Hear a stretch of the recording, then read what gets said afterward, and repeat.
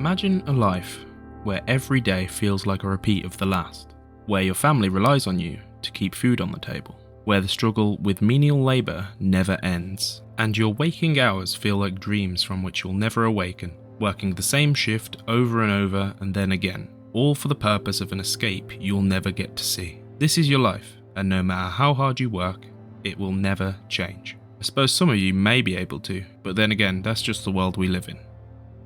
Hlina is a short, atmospheric indie title released in September 2025 by developers Omnia Ludus that tells a succinct, bleak narrative wherein a financially struggling Ollie starts a new job at the factory in hopes of leaving the eponymous city of Hlina.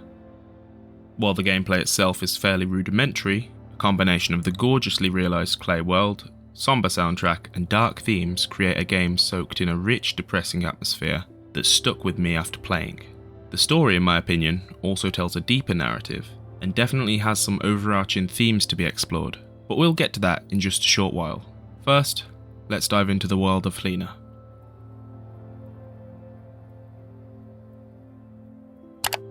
The game opens in an ethereal blue void, with the following dialogue. There is nothing to say. Have you made the decision? Yes. Let's begin then. You will forget everything. It is an essential part of it, but you will recall everything once you are back, and we will merge. It is time. We're then dropped into the... Fuck me, why can't I read? We're then dropped directly into the perspective of Ollie, our main character. Before proceeding with the main narrative, however, it's worth pausing to consider what we've just seen. What just happened? Well, its purpose and symbolism aren't explicitly explained within the game, at least to my knowledge, but I have my own interpretations regarding its potential meaning. However, these ideas are best explored after we've experienced the full story, as their relevance will become clearer in context with the game's greater themes. So anyway, we're now playing as Ollie, standing on a gloomy street by a bus stop, only we're not alone, instead accompanied by our friend Maya. Maya. Maya is leaving Hlina to pursue her life, a dream we seem to share. We ask if she'll come back to visit, to which she simply responds, "Don't you want to leave this place?" We respond that we do, but we need to save some money first. She leaves, and we head home, but not before we explore a little bit. Heading left, we find a small grocery store, Konsum, and a bar called Konets. If you haven't realised yet, this game is Czech, with a lot of names for things being in Czech. Hlina itself translates to clay, which checks out, mind the pun. Konets, interestingly, means end, which could signify that it's at the end of the street, or alternately that it's a bar in which people spend the end of their day. Past the bus stop to the right is our house. We head inside.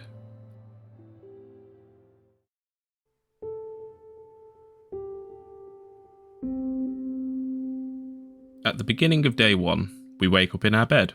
A cross hangs above. It's immediately apparent that this is not a large house, signifying that Ollie is not wealthy by any stretch of the imagination. Entering the kitchen, we interact with our mum. She asks if we've eaten anything, and insists that we need to eat properly to have enough energy, as today is our first day of work at the factory. This not only reiterates that Ollie and his mother are struggling, as they haven't been eating well, but also introduces one of the main mechanics of the game: energy. Heading over to the fridge, we see that inside is a pot of goulash, half a dozen eggs, and a solitary bottle of cola. On hovering over each, we can see that they refill a portion of our energy bar, with the goulash filling the most, followed by the eggs, and then the cola.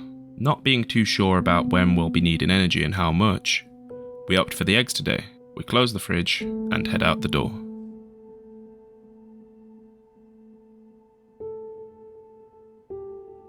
Back outside on the street, we head towards the bus stop, on the way to which we can hear Ollie coughing, suggesting that Ollie also isn't in the best of health. We catch the bus, which costs us 21 koruna, taking us to work and leading us to a title drop.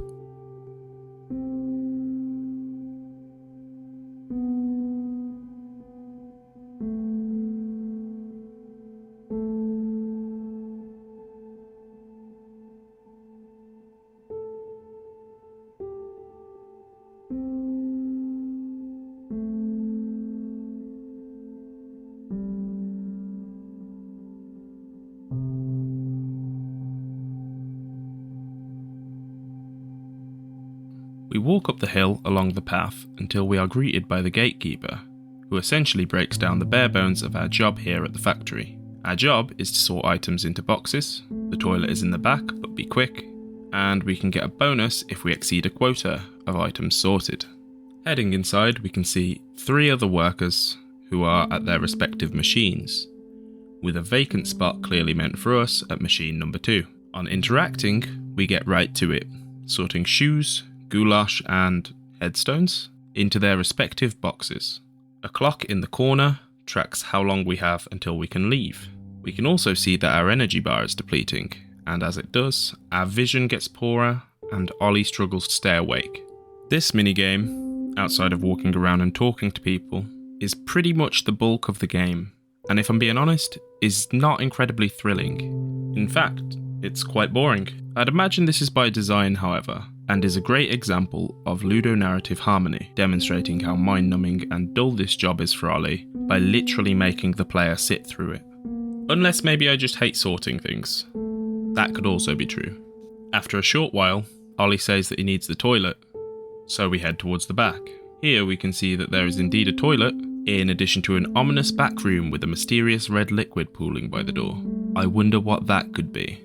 Heading back to our station, we finish up the day's work, which, according to the clock, is a 12-hour shift, by the way. With half of our energy bar depleted, we review our pay for the day, which, even on meeting the bonus quota, gives us a grand total of 747 Czech koruna, which for context is approximately 27 Great British pounds, or $35. Granted, this is after tax and insurance, but for a full day's work is absolutely dire. Arriving back to our street after work, Ollie notices that Konsum, the local grocery store, has closed down. We note that we should talk to our mum about that, hinting at a greater significance to this, but instead decide that we can do that in the morning and head to the pub. The pub, seemingly full of patrons also out for a post-work drink, is bathed in a deep red colour. We can only interact with the bartender, so we do just that.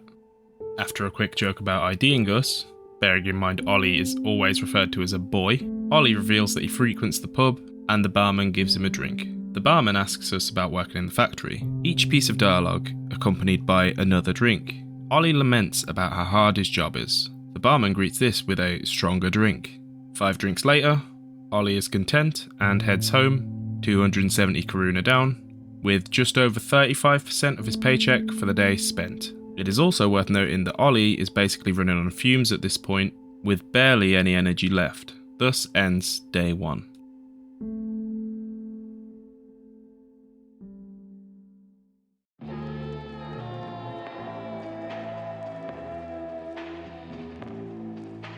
Day 2 is very similar to the first. We wake up at home and speak to our mum. She informs us that she has lost our job at the store, because it closed. She says she doesn't know what to do, as she can't work in the factory. Ollie agrees that it's terrible, and he simply won't let his mum work there, giving her money to buy food. Ollie not wanting his mother to work at the factory, and instead deciding to financially support them both, is very telling of his character. We know that he wants to leave Hlina, however, decides to shelf his dream in favour of upholding responsibility to his family. Heading to the fridge again, we note how low our energy has gotten, and therefore opt for the goulash today, which puts us just over half a bar of energy, less than we went to work with yesterday. From here, we once again leave, catch the bus, and head to the factory in the pouring rain. The guard scolds Ollie for being late, and we head inside. Oh, and looky us, there's an extra item to sort today, making the job just a little harder. After another grueling day of work, wherein Ollie could barely keep his eyes open, we take our pay and go to the bar. This time, instead of the barman, Maya is here. With a drained energy bar, we take our seat at the table across from her and share a drink. We ask her what she's doing back in Hlina, to which she replies that she missed the place. Ollie says that he wouldn't miss it if he left. Maya once again asks why he doesn't leave then, but we inform her that our mom just lost her job, and we can't leave her. Ollie says he has to tell Maya something, but before we can see what it is, the night ends. An interesting difference being that our bill reads lemonade rather than drinks. Honestly, I didn't read too far into this, I just took it to mean that Ollie doesn't need to drink around Maya, and instead just enjoys the time he spends with her.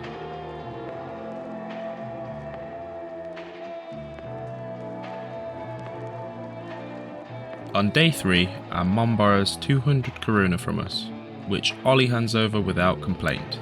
In the fridge we can see that Ollie's mom indeed bought some groceries, a whole box of eggs. Great. With our eyes already drooping, we eat the eggs for energy, leaving for work with less than half a bar of energy. Once again, we catch the bus to work in the pouring rain. When we arrive, we greet the gatekeeper, who barely acknowledges us. Work today is a struggle. Heavy eyes and frequent blinking make it hard to see the items on the conveyor. And oh joy, we have another extra item. Partway through the day, we head to the toilet again, only this time when we leave, we can't get back to work immediately, instead having to take a look behind the mysterious door with the bloodstains. Interacting leads to this cutscene.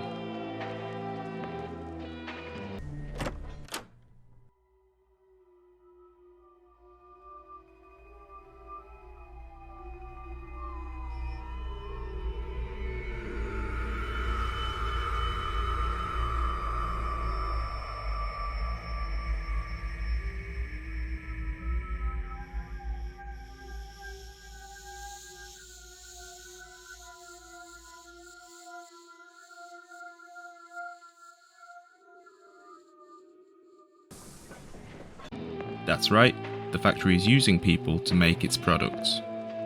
Realising this, stumbling out of the back room, Ollie refuses to go back to work, leaving on the bus he came on and heading straight to the bar. Here, we demand a drink and talk to the barman about what we just saw.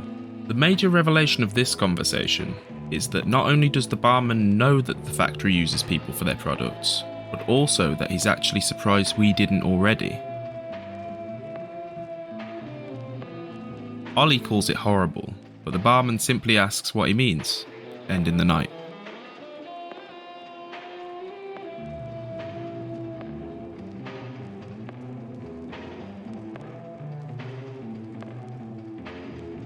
On day 4, we are awoken by our mother yelling that we overslept. Talking to her, Ollie says that he doesn't want to go back to the factory. However, his mum retorts that there simply isn't anything else. Ollie suggests leaving Hlina to find a job, but his mother tells him that he can't leave her alone. A quick back and forth reveals that in addition to the barman, Ollie's mum also knows the truth of the factory. She convinces us to go before we miss our bus, but on leaving the house, the bus drives straight past, leaving us behind. Naturally, this leads us to the pub again, where we speak to the barman, who also convinces us to go to work despite Ollie's protest, bringing up issues like his mum and how we can't leave her behind once again. The conversation ends when Ollie wishes that there was no factory, giving him an idea. Heading to the factory on the next bus, the gatekeeper fires us for showing up after our shift has already ended.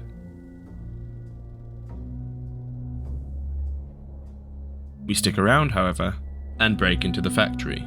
Breaking a lever to use as a makeshift weapon, Ollie goes full Fred Durst and destroys every machine. Getting caught by the gatekeeper on the way out, he says that we'll get in big trouble for this, and this is the last time we see Ollie.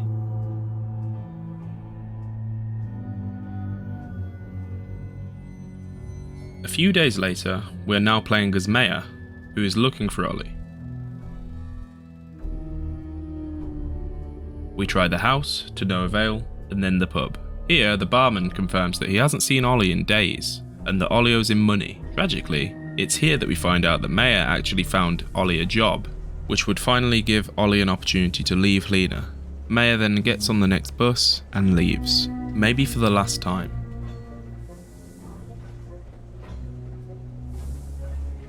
Next, we exit another house on the street as a different clay man. Just like Ollie, we take the bus to the factory, walk up the hill, speak with the gatekeeper, and start work at Machine 2. The gatekeeper even gives us the exact same instructions as he gave to Ollie on his first day. Some things to note about this. The man is clearly drained of energy, even at the start of the day. And instead of sorting headstones, shoes and goulash, this man sorts bread. The man's vision fades, and the game ends, taking us to the credits that have the same visuals as the beginning. And that is Hlina. A relatively simple game with pretty simple mechanics, but surely there's more to it, right? So let's take a deeper look.